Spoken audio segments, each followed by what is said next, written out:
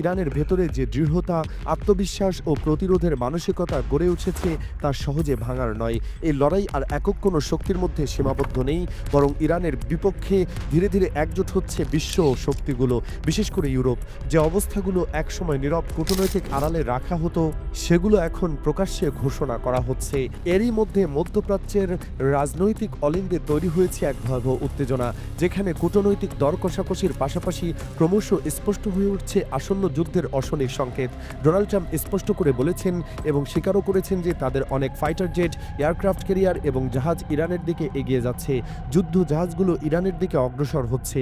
মাত্র কয়েকদিন আগেও যখন ভয়ে অবস্থা খারাপ হয়ে গিয়েছিল, বলা হচ্ছিল আমরা ইরানে হামলা করব না, ইরান নিজেদের সিদ্ধান্ত বদলে ফেলেছে।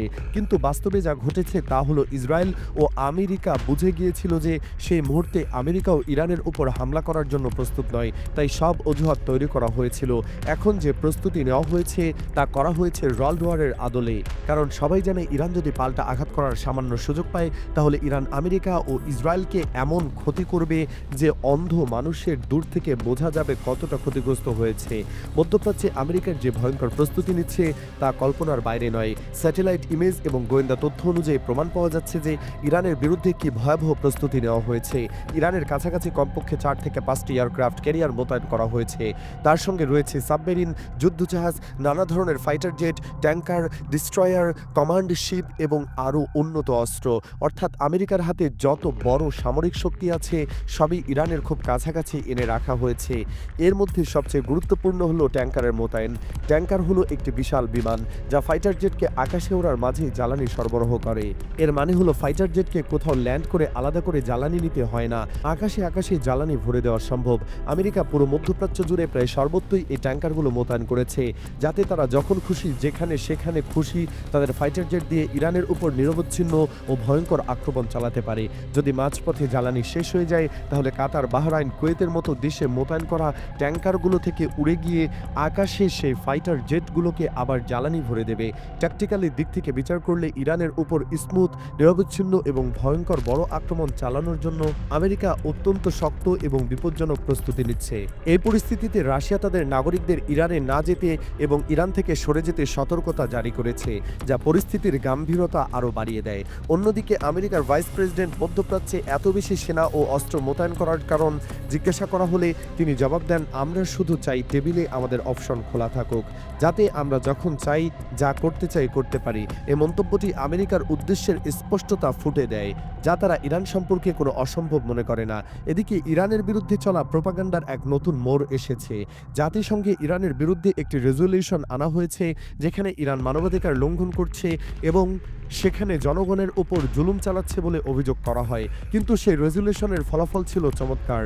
দ্বিতীয় দেশ, যার মধ্যে Bulgaria, Chile, Colombia, France, Germany, Japan, Italy, Spain সহ আরও অনেক দেশ বলছে যে ইরান মানবাধিকার লঙ্ঘন করছে না। এমনকি ভারত, ইন্দোনেশিয়া, ইরাক, চীন, পাকিস্তান ও ভিয়েতনামও ইরানের পক্ষে দাঁড়িয়ে আছে। এই ফলাফল প্রমাণ করে যে আন্তর্জাতিক মহলেও ইরানের বিরুদ্ধে একগুচ্ছ ঐক্য ব্যাপারী অবস্থান বা বিরাজ করা কঠিন হবে।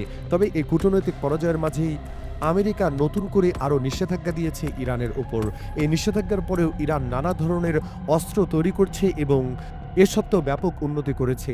ইরানের একজন কর্মকর্তা এখন নতুন হুমকি দিয়েছে, ইরান লক্ষ্যবস্তু বানাতে পারে সেই সব এলাকা ও জায়গা যেখানে আমেরিকা বিনিয়োগ করেছে, সেগুলো হবে লক্ষ্যবস্তু।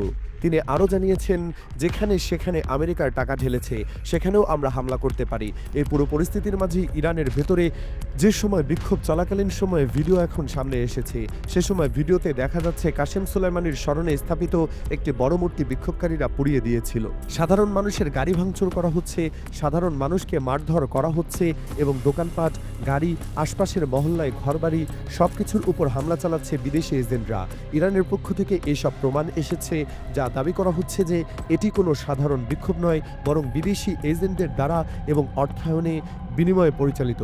এমনকি একজন বিক্ষোভকারী নিজেই স্বীকার করেছে যে ইরানের বিভিন্ন জায়গায় আগুন লাগানো, দাঙ্গা উস্কে দেওয়া ও তাণ্ডব চালানোর জন্য তাদের ডলার দেওয়ার প্রস্তাব দেওয়া হয়েছিল। একদিকে যেখানে মার্কিন ও ইসরায়েলের বিশাল প্রচারণা চলছে, অন্যদিকে ইরান নিজেদের বুদ্ধিমত্তা এবং সামরিক শক্তি প্রদর্শন করছে। আমেরিকার যে কোনো কিছু করতে পারে, তার প্রমাণ হিসেবে ট্রাম্প যে কোনো মিত্র দেশকে হুমকি দিচ্ছে যে তারা জোটে না এলে আক্রমণ করবে না, তাদের উপর 200% ট্যারিফ বসিয়ে দেবে অথবা চুক্তি বাতিল করে দেবে। এই জটিল পরিস্থিতিতে পুরো বিশ্ব এখন নিঃশ্বাস ধরে অপেক্ষা করছে, কারণ একটি ভয়ঙ্কর সংঘাতের দ্বারপ্রান্তে দাঁড়িয়ে আছে ইরান। ইতিহাস সাক্ষী যে বড় বড় সাম্রাজ্যের পতন হয়েছে এমন সব শক্তির হাতে, যাদের কেউ গণ্ডিতে ধরেনি এমন সময়ে। প্রশ্ন হলো, এই বিশৃঙ্খলার মাঝে ইরান কি সত্যি আমেরিকার হাতে সর্বাত্মক যুদ্ধে টিকে থাকতে পারবে, নাকি গাদ্দাফি ও সাদ্দামের মতো করুণ পরিণত হবে, নাকি এই সংঘাত পৃথিবীতে নতুন এক অধ্যায় সৃষ্টি করবে? সময় ফুরিয়ে আসছে আর বিশ্ব বসে আছে সেই চূড়ান্ত মুহূর্তের অপেক্ষায়।